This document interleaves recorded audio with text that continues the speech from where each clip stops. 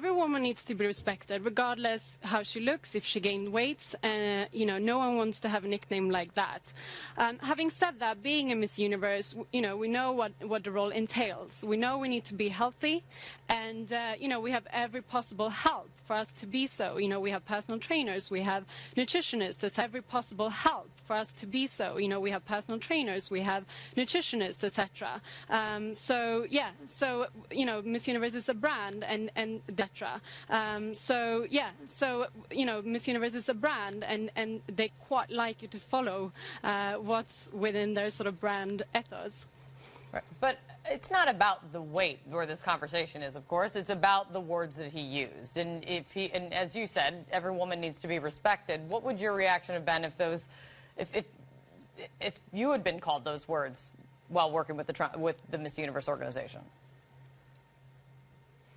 I would have been upset, of course. Like I said, no one wants to be called anything like that. And, you know, we know Trump is Trump, and he has no filter for what he thinks. And that's, I guess, partly why some people like him. But at the same time, I guess he says things in the heat of the moment, which, you know, I think he might not even mean, like this particular comment. But, of course, I understand she's upset. I would have been, certainly, if someone called me that. But like I said, yeah, you know, we need to stay healthy, and that's kind of part of the contract. It's hard to know what he means, right? Because he's still saying it all these years later, not maybe using the words Miss Piggy and Miss Housekeeping, but still very critical of her weight. You did work around Donald Trump. Did you ever hear him use this kind of language? Well, I mean, I met him during the Miss Universe competition in 2015 in Miami.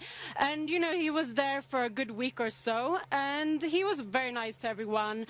You know, he was never disrespectful at any point, certainly not to me or any of the girls. So I can't say anything from first-hand experience.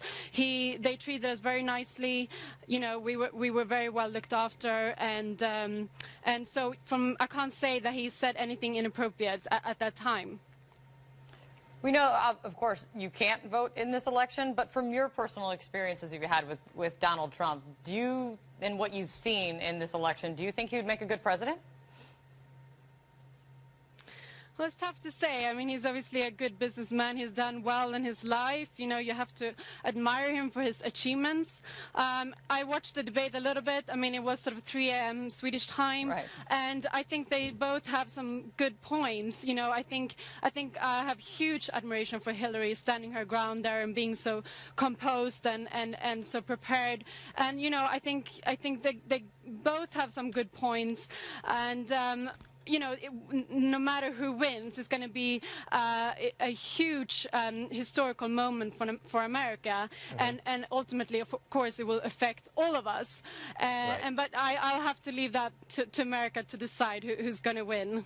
Finally, do you have any message you want to send to Alicia Machado, who was obviously, you know, who went through this all those years ago and is now going through it again, sort of having to relive what she considers to be painful moments right now? Any message you want to send to her?